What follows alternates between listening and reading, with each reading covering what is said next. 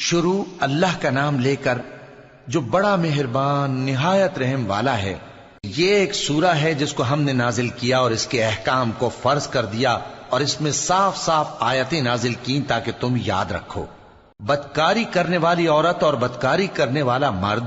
جب ان کی بدکاری ثابت ہو جائے تو دونوں میں سے ہر ایک کو 100 درے مارو، اور اگر تم اللہ اور روز آخر پر ایمان رکھتے ہو تو اللہ کے قانون کو نافذ کرنے میں تمہیں ان پر ہرگز ترس نہ آئے،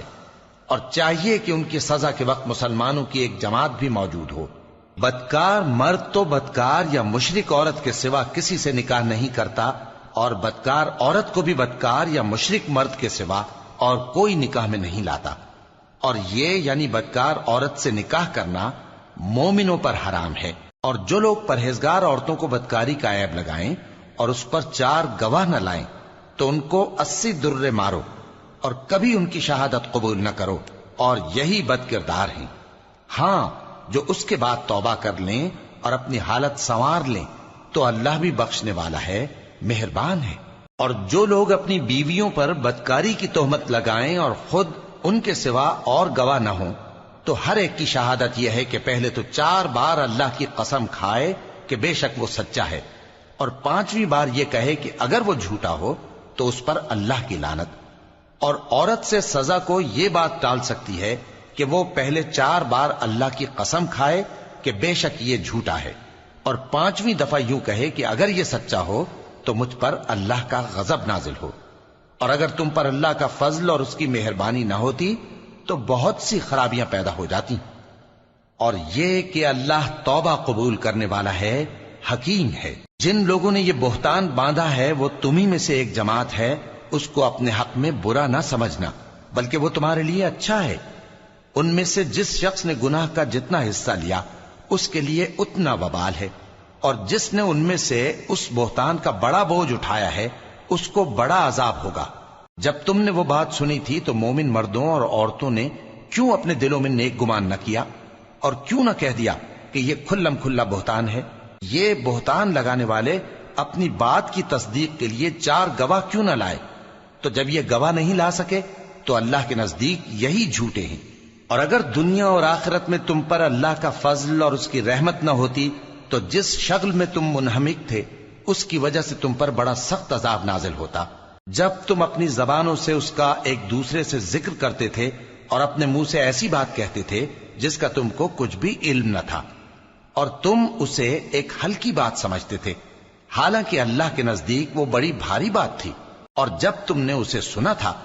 تو کیوں نہ کہہ دیا کہ ہمیں شایع نہیں کہ ایسی بات زبان پر لائیں؟ پروردگار تو پاک ہے، یہ تو بہت بڑا بہتان ہے۔ اللہ تمہیں نصیحت کرتا ہے کہ اگر مومن ہو تو پھر کبھی ایسا کام نہ کرنا، اور اللہ تمہارے سمجھانے کے لیے اپنی آیتیں کھول کھول کر بیان فرماتا ہے، اور اللہ جاننے والا ہے، حکمت والا ہے۔ جو لوگ اس بات کو پسند کرتے ہیں کہ مومنوں میں بے حیائی یعنی تہمت بدکاری کی خبر پھیلے، ان کو دنیا اور آخرت میں دکھ دینے والا عذاب ہوگا، اور اللہ جانتا ہے اور تم نہیں جانتے۔ اور اگر تم پر اللہ کا فضل اور اس کی رحمت نہ ہوتی تو کیا کچھ نہ ہوتا، مگر وہ کریم ہے، اور یہ کہ اللہ نہایت مہربان ہے، رحیم ہے۔ مومنوں، شیطان کے قدموں پر نہ چلنا، اور جو شخص شیطان کے قدموں پر چلے گا تو شیطان تو بے حیائی کی باتیں اور برے کام ہی بتائے گا۔ اور اگر تم پر اللہ کا فضل اور اس کی مہربانی نہ ہوتی تو ایک شخص بھی تم میں پاک نہ ہو سکتا، مگر اللہ جس کو چاہتا ہے پاک کر دیتا ہے، اور اللہ سننے والا ہے، جاننے والا ہے۔ اور جو لوگ تم میں صاحب فضل اور صاحب مال ہیں وہ اس بات کی قسم نہ کھائیں کہ رشتہ داروں اور محتاجوں اور وطن چھوڑ جانے والوں کو کچھ نہیں دیں گے، اور ان کو چاہیے کہ معاف کر دیں اور درگزر کریں۔ کیا تم پسند نہیں کرتے کہ اللہ تم کو بخش دے؟ اور اللہ تو بخشنے والا ہے،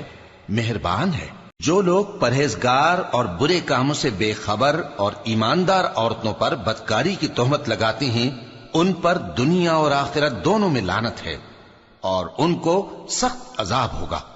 یعنی قیامت کے روز جس دن ان کی زبانیں اور ہاتھ اور پاؤں سب ان کے کاموں کی گواہی دیں گے۔ اس دن اللہ ان کو ان کے اعمال کا پورا پورا اور ٹھیک ٹھیک بدلہ دے گا، اور ان کو معلوم ہو جائے گا کہ اللہ برحق اور حق کو ظاہر کرنے والا ہے۔ ناپاک عورتیں ناپاک مردوں کے لیے ہیں اور ناپاک مرد ناپاک عورتوں کے لیے، اور پاک عورتیں پاک مردوں کے لیے ہیں اور پاک مرد پاک عورتوں کے لیے۔ یہ پاک لوگ ان جھوٹوں کی باتوں سے بری ہیں اور ان کے لیے بخشش اور نیک روزی ہے۔ مومنوں، اپنے گھروں کے سوا دوسرے لوگوں کے گھروں میں گھر والوں سے اجازت لیے اور ان کو سلام کیے بغیر داخل نہ ہوا کرو، یہ تمہارے حق میں بہتر ہے، اور ہم یہ نصیحت اس لیے کرتے ہیں کہ شاید تم یاد رکھو۔ پھر اگر تم گھر میں کسی کو موجود نہ پاؤ تو جب تک تم کو اجازت نہ دی جائے اس میں مت داخل ہو، اور اگر یہ کہا جائے کہ اس وقت لوٹ جاؤ تو لوٹ جایا کرو، یہ تمہارے لیے بڑی پاکیزگی کی بات ہے، اور جو کام تم کرتے ہو اللہ سب جانتا ہے۔ ہاں، اگر تم کسی ایسے مکان میں جاؤ جس میں کوئی نہ بستا ہو اور اس میں تمہارا اسباب رکھا ہو تو تم پر کچھ گناہ نہیں، اور جو کچھ تم ظاہر کرتے ہو اور جو پوشیدہ کرتے ہو اللہ کو سب معلوم ہے۔ مومن مردوں سے کہہ دو کہ اپنی نظریں نیچی رکھا کریں اور اپنی شرمگاہوں کی حفاظت کیا کریں، یہ ان کے لیے بڑی پاکیزگی کی بات ہے، اور جو کام یہ کرتے ہیں اللہ ان سے خبردار ہے۔ اور مومن عورتوں سے کہہ دو کہ وہ بھی اپنی نگاہیں نیچی رکھا کریں اور اپنی شرمگاہوں کی حفاظت کیا کریں، اور اپنی آرائش یعنی زیور کے مقامات کو ظاہر نہ ہونے دیا کریں مگر جو اس میں سے کھلا رہتا ہو، اور اپنے سینوں پر اوڑھنیاں اوڑھے رہا کریں، اور اپنے خاوند اور باپ اور خسر اور بیٹوں اور خاوند کے بیٹوں اور بھائیوں اور بھتیجوں اور بھانجوں اور اپنی جیسی مومن عورتوں اور لونڈی غلاموں کے سوا نیز ان خدام کے جو عورتوں کی خواہش نہ رکھیں، یا ایسے لڑکوں کے جو عورتوں کے پردے کی چیزوں سے واقف نہ ہوں۔ غرض ان لوگوں کے سوا کسی پر اپنی زینت اور سنگھار کے مقامات کو ظاہر نہ ہونے دیں، اور اپنے پاؤں ایسے طور سے زمین پر نہ مارے کہ جھنکار کانوں میں پہنچے اور ان کا پوشیدہ زیور معلوم ہو جائے۔ اور مومنوں، سب اللہ کے آگے توبہ کرو تاکہ فلاح پاؤ، اور اپنی قوم کی بیوہ عورتوں کے نکاح کر دیا کرو، اور اپنے غلاموں اور لونڈیوں کے بھی جو نیک ہوں نکاح کر دیا کرو۔ اگر وہ مفلس ہوں گے تو اللہ ان کو اپنے فضل سے غنی کر دے گا، اور اللہ بہت وسعت والا ہے، سب کچھ جاننے والا ہے۔ اور جن کو بیاہ کا مقدور نہ ہو وہ پاک دامنی کو اختیار کیے رہیں یہاں تک کہ اللہ ان کو اپنے فضل سے غنی کر دے۔ اور جو غلام تم سے مکاتبت یعنی مال دے کر پروانہ آزادی کی تحریر چاہیں، اگر تم ان میں صلاحیت اور نیکی پاؤ تو ان سے مکاتبت کر لو، اور اللہ نے جو مال تم کو بخشا ہے اس میں سے ان کو بھی دو۔ اور اپنی باندیوں کو اگر وہ پاک دامن رہنا چاہیں تو دنیاوی زندگی کے فوائد حاصل کرنے کے لیے بدکاری پر مجبور نہ کرنا، اور جو ان کو مجبور کرے گا تو ان بیچاریوں کے مجبور کیے جانے کے بعد اللہ بخشنے والا ہے، مہربان ہے۔ اور ہم نے تمہاری طرف روشن آیتیں نازل کی ہیں، اور جو لوگ تم سے پہلے گزر چکے ہیں ان کی خبریں اور پرہیزگاروں کے لیے نصیحت۔ اللہ آسمانوں اور زمین کا نور ہے، اس کے نور کی مثال ایسی ہے کہ گویا ایک طاق ہے جس میں ایک چراغ ہے، اور چراغ ایک قندیل میں ہے، اور قندیل ایسی صاف شفاف ہے کہ گویا موتی کا سا چمکتا ہوا تارا ہے۔ اس میں ایک مبارک درخت کا تیل جلایا جاتا ہے یعنی زیتون کا، کہ نہ مشرق کی طرف ہے نہ مغرب کی طرف۔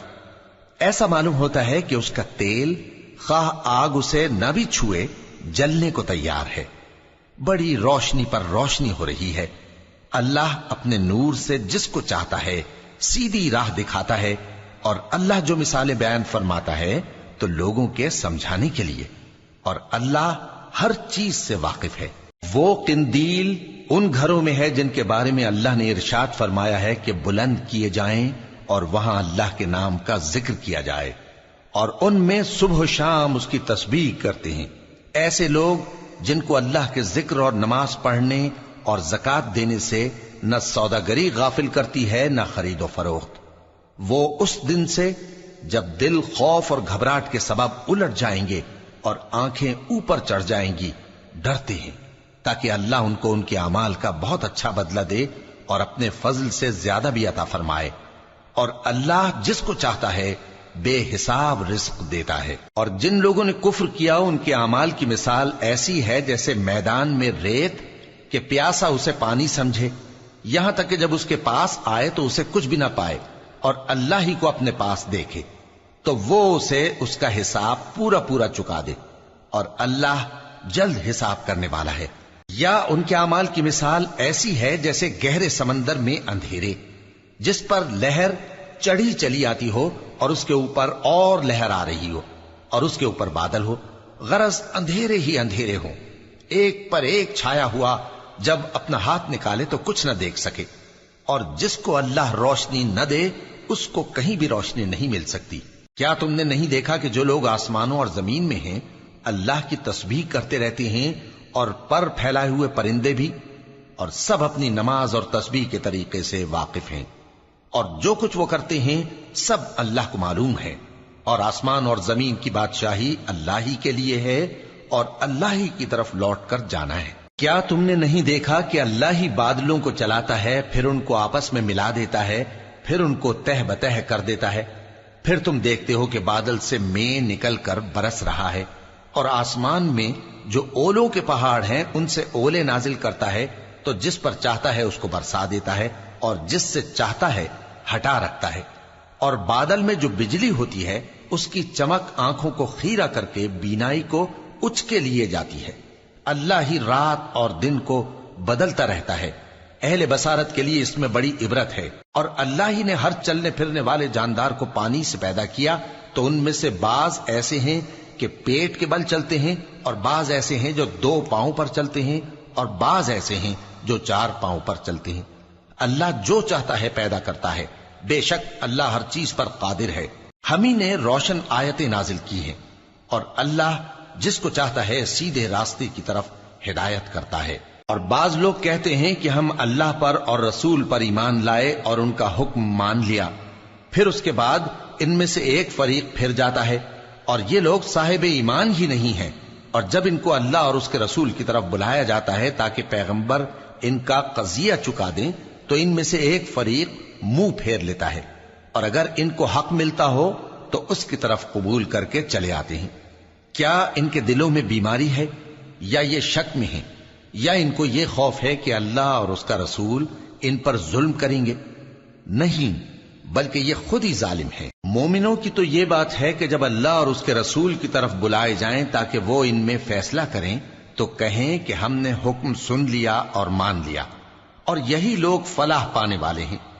اور جو شخص اللہ اور اس کے رسول کی فرما برداری کرے گا اور اس سے ڈرے گا اور اس کا تقوی اختیار کرے گا تو ایسے ہی لوگ مراد کو پہنچنے والے ہیں۔ اور یہ اللہ کی سخت سخت قسمیں کھاتے ہیں کہ اگر تم ان کو حکم دو تو سب گھروں سے نکل کھڑے ہوں۔ کہہ دو کہ قسمیں مت کھاؤ، پسندیدہ فرما برداری درکار ہے، بے شک اللہ تمہارے سب اعمال سے خبردار ہے۔ کہہ دو کہ اللہ کی فرما برداری کرو اور رسول کے حکم پر چلو، اگر منہ موڑو گے تو رسول پر اس چیز کا ادا کرنا ہے جو ان کے ذمے ہے، اور تم پر اس چیز کا ادا کرنا ہے جو تمہارے ذمے ہے، اور اگر تم ان کے فرمان پر چلو گے تو سیدھا رستہ پالو گے، اور رسول کے ذمے تو صاف صاف پہنچا دینا ہے۔ جو لوگ تم میں سے ایمان لائے اور نیک کام کرتے رہے ان سے اللہ کا وعدہ ہے کہ ان کو ملک کا حاکم بنا دے گا، جیسا ان سے پہلے لوگوں کو حاکم بنایا تھا، اور ان کے دین کو جسے اس نے ان کے لیے پسند کیا ہے مستحکم و پائیدار کرے گا، اور خوف کے بعد ان کو امن بخشے گا۔ وہ میری عبادت کریں گے اور میرے ساتھ کسی چیز کو شریک نہ بنائیں گے، اور جو اس کے بعد کفر کرے تو ایسے ہی لوگ بد کردار ہیں۔ اور نماز پڑھتے رہو اور زکوٰۃ دیتے رہو اور پیغمبر کے فرمان پر چلتے رہو تاکہ تم پر رحمت کی جائے، اور ایسا خیال نہ کرنا کہ کافر لوگ ہم کو زمین میں مغلوب کر دیں گے، ان کا ٹھکانہ دوزخ ہے اور وہ بہت برا ٹھکانہ ہے۔ مومنوں، تمہارے باندی غلام اور جو بچے تم میں سے بلوغ کو نہیں پہنچے 3 دفعہ یعنی 3 اوقات میں تم سے اجازت لیا کریں، ایک تو نماز فجر سے پہلے، اور دوسرے گرمی کی دوپہر کو جب تم کپڑے اتار دیتے ہو، اور تیسرے عشاء کی نماز کے بعد۔ یہ 3 وقت تمہارے پردے کے ہیں، ان کے آگے پیچھے یعنی دوسرے وقتوں میں نہ تم پر کچھ گناہ ہے اور نہ ان پر کہ کام کاج کے لیے ایک دوسرے کے پاس آتے رہتے ہو۔ اس طرح اللہ اپنی آیتیں کھول کھول کر بیان فرماتا ہے، اور اللہ بڑا علم والا ہے، بڑا حکمت والا ہے۔ اور جب تمہارے لڑکے بالغ ہو جائیں تو ان کو بھی اسی طرح اجازت لینی چاہیے جس طرح ان سے اگلے یعنی بڑے آدمی اجازت حاصل کرتے رہے ہیں۔ اس طرح اللہ تم سے اپنی آیتیں کھول کھول کر بیان فرماتا ہے، اور اللہ جاننے والا ہے، حکمت والا ہے۔ اور بڑی عمر کی عورتیں جن کو نکاح کی توقع نہیں رہی اور وہ زائد کپڑے اتار کر سر ننگا کر لیا کریں تو ان پر کچھ گناہ نہیں، بشرطے کہ اپنی زینت کی چیزیں نہ ظاہر کریں، اور اگر اس سے بھی بچیں تو یہ ان کے حق میں بہتر ہے، اور اللہ سنتا ہے، جانتا ہے۔ نہ تو اندھے پر کچھ گناہ ہے اور نہ لنگڑے پر اور نہ بیمار پر اور نہ خود تم پر کہ اپنے گھروں سے کھانا کھاؤ، یا اپنے باپ دادا کے گھروں سے، یا اپنی ماؤں کے گھروں سے، یا بھائیوں کے گھروں سے، یا اپنی بہنوں کے گھروں سے، یا اپنے چچاؤں کے گھروں سے، یا اپنی پھوپھیوں کے گھروں سے، یا اپنے ماموؤں کے گھروں سے، یا اپنی خالاؤں کے گھروں سے، یا اس گھر سے جس کی کنجیاں تمہارے ہاتھ میں ہوں، یا اپنے دوستوں کے گھروں سے۔ اور اس کا بھی تم پر کچھ گناہ نہیں کہ سب مل کر کھانا کھاؤ یا جدا جدا۔ پھر جب گھروں میں جایا کرو تو اپنے گھر والوں کو سلام کیا کرو، یہ اللہ کی طرف سے مبارک اور پاکیزہ تحفہ ہے۔ اس طرح اللہ اپنی آیتیں کھول کھول کر بیان فرماتا ہے تاکہ تم سمجھو۔ مومن تو وہ ہیں جو اللہ پر اور اس کے رسول پر ایمان لائے، اور جب کبھی ایسے کام کے لیے جو جمع ہو کر کرنے کا ہو پیغمبر کے پاس جمع ہوں تو ان سے اجازت لیے بغیر چلے نہیں جاتے۔ اے پیغمبر، جو لوگ تم سے اجازت حاصل کرتے ہیں وہی اللہ پر اور اس کے رسول پر ایمان رکھتے ہیں، سو جب یہ لوگ تم سے کسی کام کے لیے اجازت مانگا کریں تو ان میں سے جسے چاہا کرو اجازت دے دیا کرو،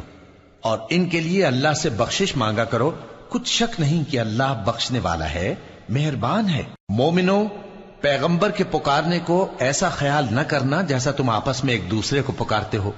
بے شک اللہ کو وہ لوگ معلوم ہیں جو تم میں سے آنکھ بچا کر کھسک جاتے ہیں۔ تو جو لوگ ان کے حکم کی مخالفت کرتے ہیں ان کو ڈرنا چاہیے کہ ایسا نہ ہو کہ ان پر کوئی آفت پڑ جائے یا تکلیف دینے والا عذاب نازل ہو۔ دیکھو، جو کچھ آسمانوں اور زمین میں ہے سب اللہ ہی کا ہے، جس طریق پر تم ہو وہ اسے جانتا ہے، اور جس روز لوگ اس کی طرف لوٹائے جائیں گے تو جو عمل وہ کرتے رہے وہ ان کو بتا دے گا، اور اللہ ہر چیز سے واقف